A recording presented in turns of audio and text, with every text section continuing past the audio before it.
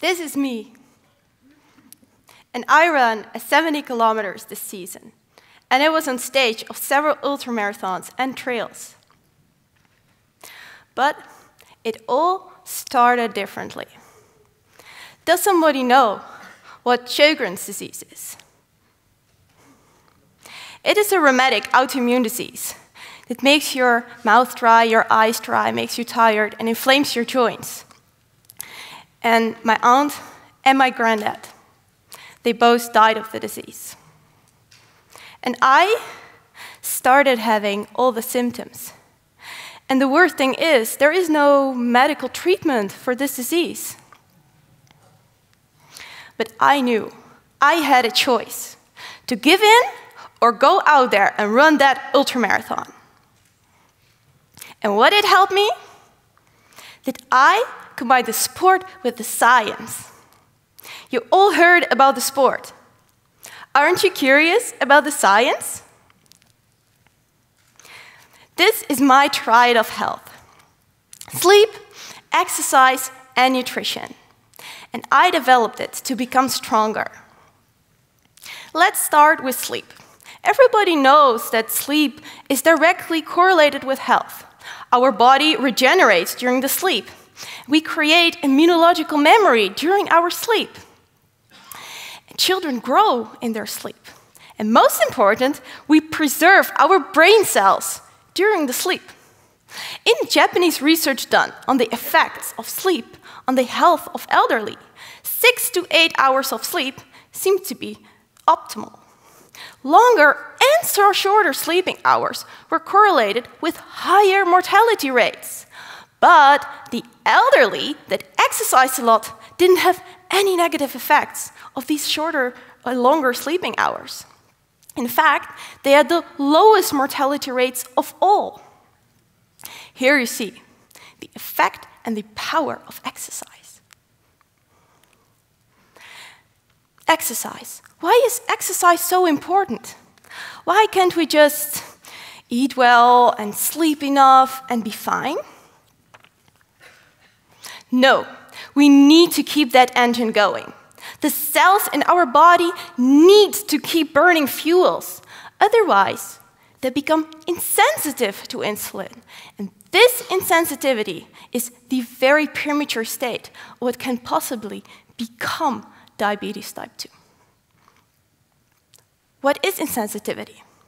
Insensitivity is when the cells in your body become very angry at you. They tell you to stop stuffing them with glucose by producing less GLUT4. Wait, what is GLUT4? It is an insulin receptor at the membrane of each cell. So now, the pancreatic gland needs to produce even more insulin hormone to activate each cell in our body to take up the glucose after the meals. But the poor insulin-producing beta cells of the pancreatic gland become exhausted and start to inflame. So now, in contrary, less insulin is produced. Your blood glucose levels rise. And there we go, from metformin to insulin injections.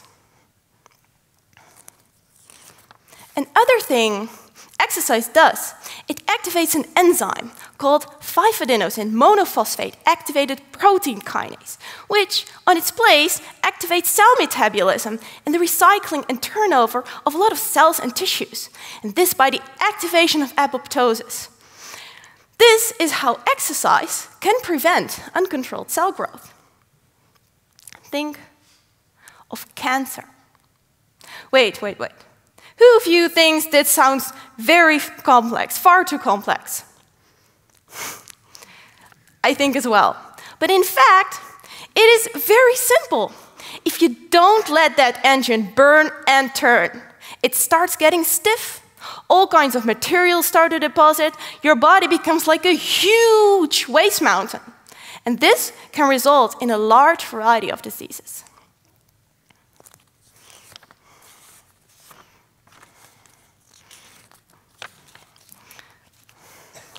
Let's go back to the question why exercise is inevitable.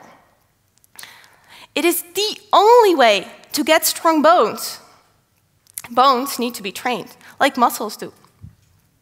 And I need strong bones because I want to be the oldest ultramarathon runner ever. This is why we now have to think about our bone mineral density. And therefore, exercise is essential. Think what happens to astronauts. They lose their bone mineral density due to the lack of gravity. And this is what happens to all couch potatoes. Think of your peak bone mass.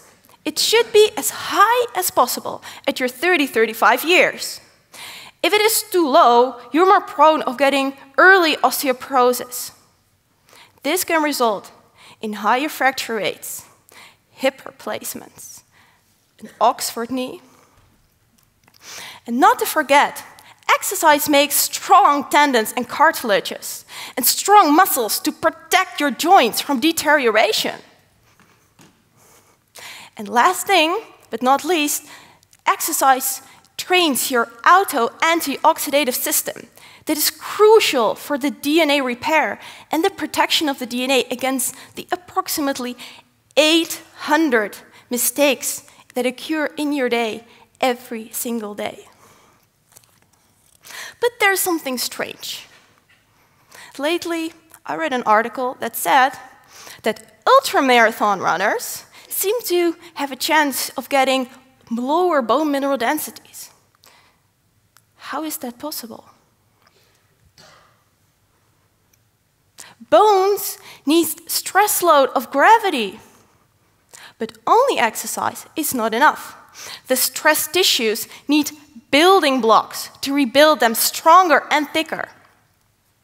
We all think that calcium, and we all know that calcium is essential for strong bones. But in fact, we need a lot more. We need zinc and magnesium for the uptake of vitamin K. We need vitamin K for bone remodeling, that is the breakdown of old bone, and the buildup of new bone. Then we also need calcium and phosphor for the buildup of hydroxyapatite, that is the core mineral of the bone, that is the cement of the bone. And then the 9 essential amino acids, they make the collagen network, that is the arming of that cement. And then there is also vitamin D, that is very important for the uptake of calcium out of the gut, out of our diet. And last but not least, we have vitamin A, that activates osteoclasts. And osteoclasts are cells that break down bone. So if you have too much of the vitamin, you're more prone of getting a lower bone mineral density and higher fracture rates. But beta-carotene from vegetables can be transformed into vitamin A in the liver. So you're never at risk of getting too high levels of the vitamin. But in contrary, animal products are very high in vitamin A. It is a fat-soluble vitamin, so your body cannot get rid of it. Here you see the importance of nutrition.